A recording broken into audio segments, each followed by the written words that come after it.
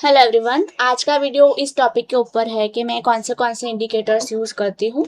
Actually comment आई थी Twitter के ऊपर कि मैम आप कौन से इंडिकेटर्स यूज़ करती है वो शेयर करना। ये वीडियो इसी के ऊपर डिज़ाइन किया हुआ है। तो चलिए स्टार्ट करते हैं वीडियो को। सबसे पहला इंडिकेटर मैं यूज़ करती हूँ वो है RSI। मैं RSI का यूज़ स्टॉक के ओवरबॉट और ओवरसोल्ड जोन को समझने के लिए करती हूँ। इससे ये पता चलता है कि स्टॉक अभी ओवरहीटेड है या फिर अभी ओवरसोल्ड जोन में है, तो फिर बाइंग अपॉर्चुनिटी बन रही है कि नहीं उसे हमें पता चल सकता है। तो इसके लिए RSI का यूज़ करती हूँ। दूसरा है वॉल्यूम। मेरे लिए वॉल्यूम बहुत ही इंपॉर्टेंट है क्योंकि सिर्फ प्राइस देखना ही काफ़ी नहीं होता है। वॉल्यूम हमें ये बताता है कि उस मूव के पीछे मार्केट पार्टिसिपेशन कितना है और जो मूव आया है वो स्ट्रांग है या वीक है। तो वॉल्यूम एनालिसिस करने के लिए मैं वॉल्यूम इंडिकेटर का यूज़ करती हूँ। देन एनवेलॉप का पूरा स्ट्रैटेजी हमने डिस्कस किया है डिटेल में। उसको कैसे यूज़ करना है, इंडिकेटर में सेटिंग में क्या क्या चेंज करना है, तो पूरा सेपरेट एक वीडियो है। तो जो लोगों ने नहीं देखा है वो उसको रिफर कर सकते हैं। और एक दूसरा एनवेलॉप की बैक टेस्टिंग के ऊपर वीडियो बनाया है। मतलब कि एनवेलॉप के ऊपर हमारे पास 2 वीडियोस हैं। तो जो लोग नए हैं जिनको नहीं पता है वो वीडियो देख ले। वहाँ पे सेटिंग भी मैंने बताई है कि ये इंडिकेटर में कौन सी सेटिंग रखनी है। तो एक ये इंडिकेटर मैं यूज़ करती हूँ। उसके बाद है 10 का दम। अभी देखिए 10 का दम में ना बहुत सारे लोगों को कंफ्यूजन है। तो 10 का दम ही हमारा जो SMA स्ट्रेटेजी है वही है, सिंपल मूविंग एवरेज स्ट्रेटेजी है। उसमें जो एवरेज ट्रेड एक्टिव होता है दैट इज 10 का दम। और इसका इंडिकेटर मैंने बहुत टाइम पहले से मेरे ट्रेडिंग व्यू में ऐड करके रखा था, तो अभी भी है। शायद अभी वो या तो पेड हो चुका है या तो अवेलेबल नहीं है, ऐसा कुछ हुआ है उसमें।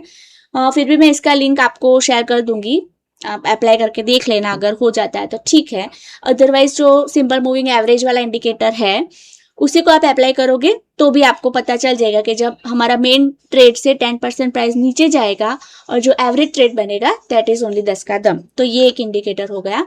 उसके बाद V20 जो हमारी स्ट्रैटेजी है, जिसके लिए एक ये इंडिकेटर बहुत ही बढ़िया है। नहीं तो हमें मैन्युअली वो कंटिन्यूस ग्रीन कैंडल आइडेंटिफाई करके लाइंस ड्रॉ करनी पड़ती थी, लेकिन ये इंडिकेटर अवेलेबल है ट्रेडिंग व्यू में, फ्री में अवेलेबल है। तो मैं उसका यूज करती हूँ, प्राइस वाला है एक। तो उसी से हमें पता चल जाएगा जब लोअर बैंड पे आएगा तब हमें बाय करना है, अपर बैंड पे जाएगा तब सेल करना है। तो सिंपल ये वाला है। उसके बाद हमने एक और स्ट्रेटेजी डिस्कस की थी, life time high strategy. Right, जब लाइफ टाइम हाई से प्राइस 30% डाउन आता है तो फर्स्ट बाइंग करते हैं, फर्दर 10% जाता है तो एवरेज ट्रेड लेते हैं और 20% गेन पे सेल कर देते हैं। ऐसी स्ट्रेटेजी है। तो इसका भी सेपरेट वीडियो डिटेल में बनाया हुआ है, जो लोगों को नहीं पता है वो उसको रिफर कर लेना। और हमारे ये एक ट्विटर फॉलोवर ने इसका इंडिकेटर बनाया था जो कि फ्री में अवेलेबल है ट्रेडिंग के ऊपर, तो उसका आप यूज कर सकते हो।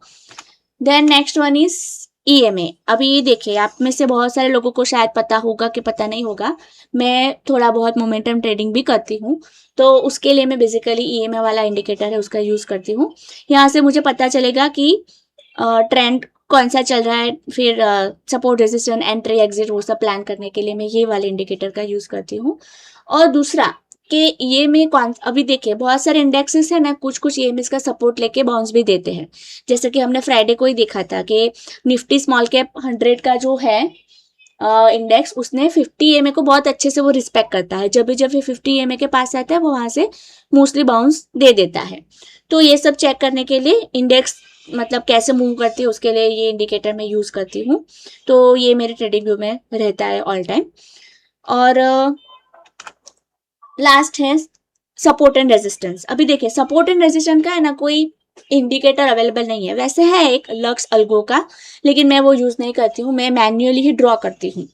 अभी बहुत सारे लोगों की ये भी क्वेरी थी कि सपोर्ट एंड रेजिस्टेंस को ड्रॉ कैसे करें, तो मैं इसी वीडियो में उसको भी कवर कर लेती हूँ। तो एक यहाँ पे मैंने चार्ट ओपन करके रखा है अशोक लेलैंड का।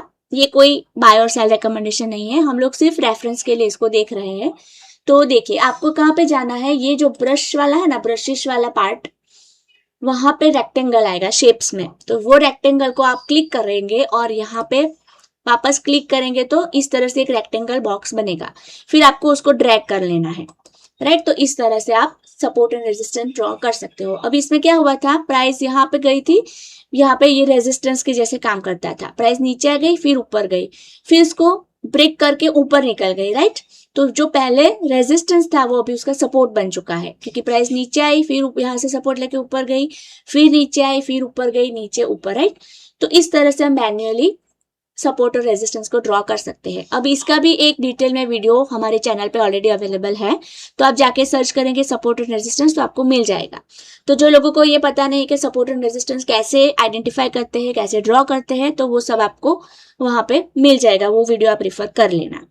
तो ये एक मैन्युअली मैं इसका यूज करती हूँ मेरे चार्ट के ऊपर, ये प्राइमरी इंडिकेटर्स जिनका मैं यूज करती हूँ मेरे चार्ट के ऊपर कि स्ट्रैटेजी कौन सी एक्टिव हुई है वो आइडेंटिफाई करने के लिए। लेकिन देखिए ये जो सब इंडिकेटर्स है ना वो लैगिंग इंडिकेटर्स है। एक बार प्राइस आपका मूवमेंट दे जाएगा उसके बाद ये रिफ्लेक्ट करेगा, राइट। तो सबसे इंपॉर्टेंट तो प्राइस एक्शन और वॉल्यूम ही होता है, उसी के ऊपर से अगर हम डिसीजन ले तो बेटर है। मेनली मैं सपोर्ट एंड रेजिस्टेंस के ऊपर ही फोकस करती हूँ। कोई भी स्ट्रैटेजी एक्टिव होगी तो उसमें मैं गैप भी देखती हूँ, और support and resistance mainly weekly support and resistance को अगर आप फॉलो करोगे तो बहुत ही बेटर रहेगा आपके लिए।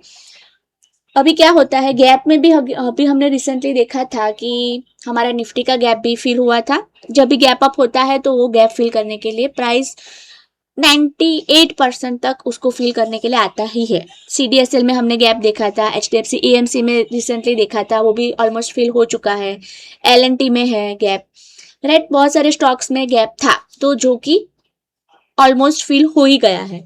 तो इस तरह से आपको गैप को भी ध्यान में रखना है जब अपना ट्रेड प्लान करो तब। और वीकली सपोर्ट एंड रेजिस्टेंस को अगर आप ध्यान में रखोगे, उसको चार्ट के ऊपर ड्रॉ करके रखोगे, उसके बाद अगर आप स्ट्रेटेजी के साथ उसको कंबाइन करके ट्रेड प्लान करोगे तो वो ज़्यादा बेटर रहेगा। और एक मेरा सजेशन यही है कि कभी भी आप फुल एंट्री मत लो, ये मेरा पर्सनल सजेशन है, जो मैं फॉलो करती हूँ वही शेयर कर रही हूँ।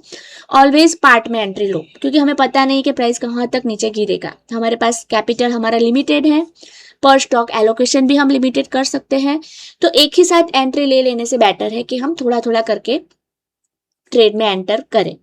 बाकी तो आपके ऊपर डिपेंड करेगा, आपको जैसे ठीक लगे आप ट्रेड प्लान कर सकते हो। मैं मेरी प्रैक्टिस आप लोगों के साथ शेयर कर रही हूँ। और दूसरी एक बात, अभी बहुत सारे प्रोजेक्ट साइड बाय साइड चल रहे हैं तो उसकी भी मैं बात कर ही लेती हूँ। देखिए हमने एक पोर्टफोलियो मास्टर क्लास का पूरा मैंने सीरीज बनाने का डिसाइड किया था, तो उसके ऊपर काम अभी चालू है। अभी यूट्यूब में है ना एक कोर्स वाला फैसिलिटी है, राइट। ताकि अगर मुझे कोई एक टॉपिक आपको डिटेल में एक्सप्लेन करना हो, जिसको एक ही वीडियो में मैं नहीं समझा सकती हूँ, एक्सप्लेन नहीं कर सकती, तो उसको पार्ट बाय पार्ट में 4-5 वीडियो बना के अगर उसी टॉपिक को एक्सप्लेन करना चाहूँ तो उसको एक कोर्स के रूप में बना के मैं आपको समझा सकती हूँ। तो यूट्यूब में कोर्स की फैसिलिटी है, ये मुझे एक्चुअली पहले नहीं पता था, अभी अभी पता चला है, तो फिर आइडिया आया कि मैं इस तरह से भी शेयर कर सकती हूँ। तो एक काम ये प्रोजेक्ट के ऊपर चल रहा है कि पोर्टफोलियो मास्टर क्लास, मतलब कि हमें पोर्टफोलियो हमारा कैसे डिजाइन करना चाहिए, पूरा A to Z बेसिक से लेके एडवांस तक जितना मुझे पता है वो मैं सब आप लोगों के साथ वीडियो बाय वीडियो सीक्वेंस के हिसाब से मतलब कि शेयर करने वाली हूँ। फिर दूसरा मैंने एक सोचा है कि स्टॉक मार्केट में ना बहुत सारी टर्म्स होती है, बहुत सारी टर्मिनोलॉजी होती है जो हमें पता नहीं चलती है, मतलब कि डिटेल में उसको यूज कैसे करते हैं वो नहीं पता है।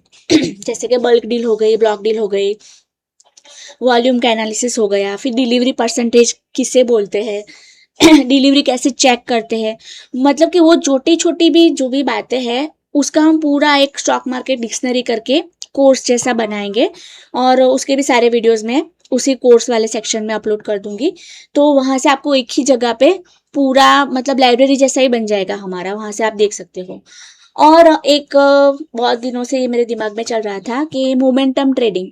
अभी देखिए मैंने है ना कुछ 140 के आसपास लोगों के साथ ग्रुप बना के वो लोगों को मोमेंटम ट्रेडिंग सिखाई थी। मतलब मैंने जो भी मेरे 3-4 मेंटर्स हैं उनसे सीखा था, इनडायरेक्टली सीखा था, राइट। तो उसी सब भी चीज़ों को मिक्स करके और जो मार्क मिनरविनी है उनके कॉन्सेप्ट को मिक्स करके एक मतलब मैं जैसे प्रैक्टिस करती हूँ मोमेंटम ट्रेडिंग में वो पूरा सिखाया है कुछ लोगों को। 140 के आसपास लोग हैं, अभी वो लोग उसके ऊपर काम कर रहे हैं, उनका एक्सपीरियंस भी हम पूछेंगे। तो ये भी एक आइडिया है दिमाग में कि इसके ऊपर भी हम काम करेंगे। अगर आप लोग इंटरेस्टेड हो मोमेंटम ट्रेडिंग सीखने के लिए तो मुझे बताना, तो फिर उसका भी हम कोर्स जैसा डिजाइन करेंगे। और एक इम्पॉर्टेंट बात कि ये जो सारे हम master classes for stock market dictionary वाले, मतलब कि जो भी टर्मिनोलॉजीज के कोर्स जैसा बनाने वाले हैं, मोमेंटम का अगर आप लोग बोलोगे तो वो भी मैं सिखा दूंगी। और मोमेंटम में हम क्या कर सकते हैं कि हम सब वैल्यू इन्वेस्टर्स हैं, राइट? तो वैल्यू इन्वेस्टिंग से मोमेंटम में पूरा जो ट्रांजिशन हम लोग लेंगे, उसके लिए माइंडसेट पहले कैसे प्रिपेयर करना है, तो वो भी हम पूरा इसमें इंक्लूड करेंगे। तो ये सब आइडियाज़ है दिमाग में, और मैं टाइम टू टाइम बताती जाऊंगी कि हम अभी ये करने वाले, वो करने वाले हैं। और ये सब चीज़ें फ्री में होगी, मुझे आप लोगों से एक भी रुपया नहीं चाहिए। मैं ट्रेडिंग से मेरा कर रही हूँ, बहुत ही अच्छा चल रहा है भगवान के दया से। तो मुझे जितना भी नॉलेज है, मैं जितना भी नया नया सीख रही हूँ और जो सक्सेस जा रहा है, वो सब मैं आप लोगों के साथ शेयर करती जाऊंगी फ्यूचर में भी। बस आप लोगों को कांटेक्ट बनाए रखना है, मतलब कमेंट में आप लिखते रहिए, तो मुझे पता चलेगा कि मैं जो भी काम कर रही हूँ वो सही दिशा में जा रहा है कि नहीं।